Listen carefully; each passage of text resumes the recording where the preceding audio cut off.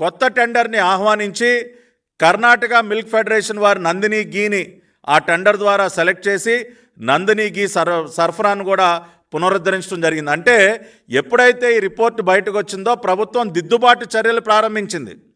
దిద్దుబాటు చర్యలు ప్రారంభించడమే కాకుండా దీని వెనక బాధ్యులు ఎవరు అని కనిపెట్టడానికి విజిలెన్స్ ఎంక్వైరీని ఆదేశించింది. వైవి సుబ్బారెడ్డికి నోటీసులు ఇచ్చింది, ఏఆర్ ఫుడ్స్కి నోటీస్ ఇచ్చింది, ఏఆర్ ఫుడ్స్ని బ్లాక్ లిస్ట్లో పెట్టడం జరిగింది.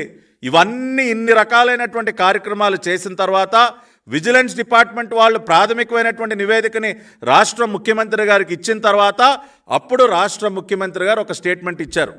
అది బాధ్యత గల వ్యక్తి ఎవరైనా చేసేటటువంటి పని. అది ఏదైనా ఒక విషయం కోట్లాది మంది భక్తుల మనోభావాలకి సంబంధించినటువంటి విషయం బయటకు వచ్చినప్పుడు చాలా క్యాజువల్గా ఎవరు మాట్లాడరండి. మొన్న జగన్మోహన్ రెడ్డి ప్రెస్ మీట్ పెట్టి మాట్లాడాడు. ఇదే ఉందండి, ఇది జరుగుతూ ఉంటుంది, ఇట్ ఈస్ వెరీ కామన్గా జరుగుతూ ఉంటుంది అని ఎంత తేలిగ్గా కొట్టిపారేశాడో మన మీడియా ముందు మనం చూసాం. కానీ చంద్రబాబు నాయుడు గారు అటువంటి వ్యక్తి కాదు, ఒక బాధ్యత గల వ్యక్తి.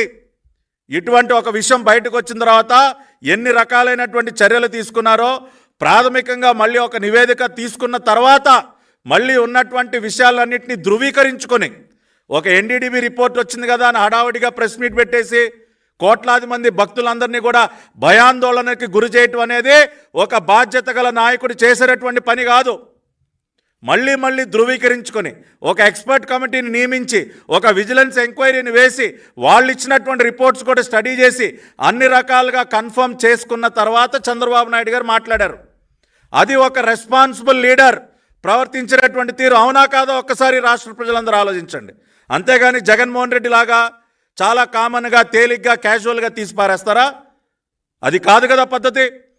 దిద్దుబాటు చర్యలు కూడా తీసుకుని ఒక నమ్మకాన్ని కలిగించారు ఇవాళ చంద్రబాబు నాయుడు గారు.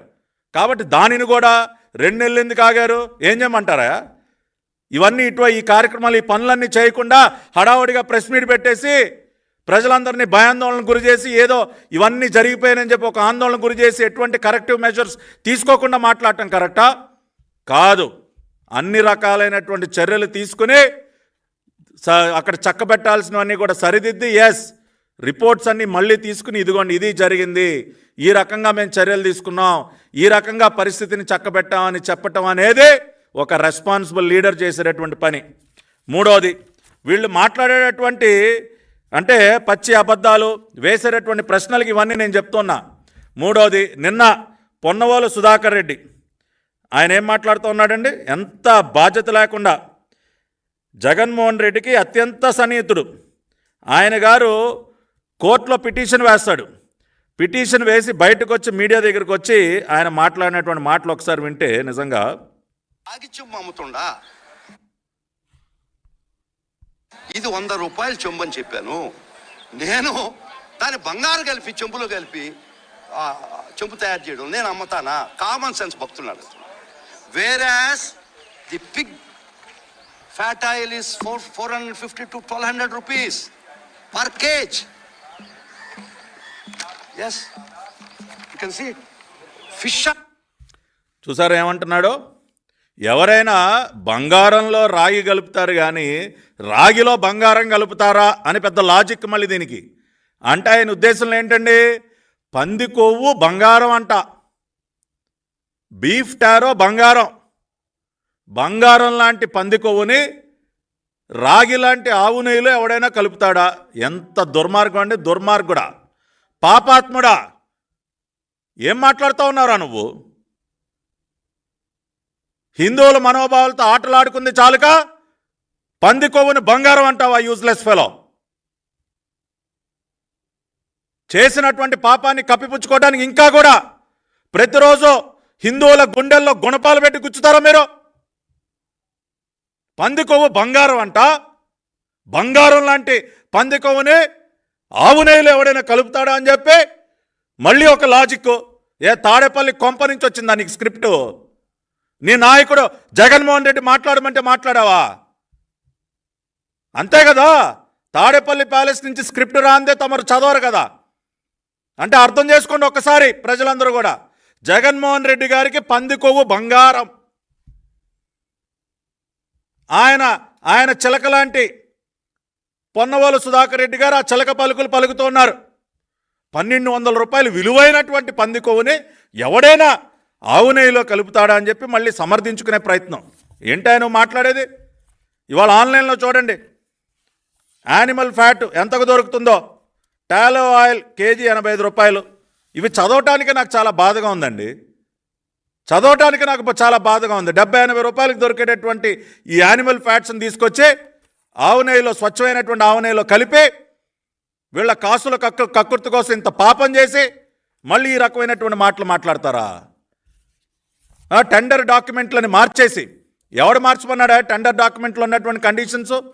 వైవి సుబ్బారెడ్డి సంతకం పెట్టినటువంటి రెజల్యూషన్ నెంబర్ 371 డేటెడ్ 29/2/2020 సంతకం పెట్టాడా లేదా వైవి సుబ్బారెడ్డి? ఇవాళ గతంలో ఎవరైనా కౌగి సప్లయర్స్ ఎవరైతే ఉన్నారో వాళ్ళు కొన్ని క్రైటీరియా మీట్ అవ్వాలి. 3 సంవత్సరాల అనుభవం ఉన్నటువంటి కంపెనీలే టెండర్లో పాల్గొనాలి. దానిని 1 సంవత్సరానికి తగ్గించింది ఎవరు? మీరు కాదా? 250 కోట్ల రూపాయలు మినిమం టర్న్ ఓవర్ ఉండాలి. దాన్ని 150 కోట్ల రూపాయలకి తగ్గించింది ఎవరు? మీరు కాదా? అంతేకాకుండా మినిమం కలెక్టింగ్ కెపాసిటీ 4 లక్షల లీటర్లు ఉండాలి పర్ డే.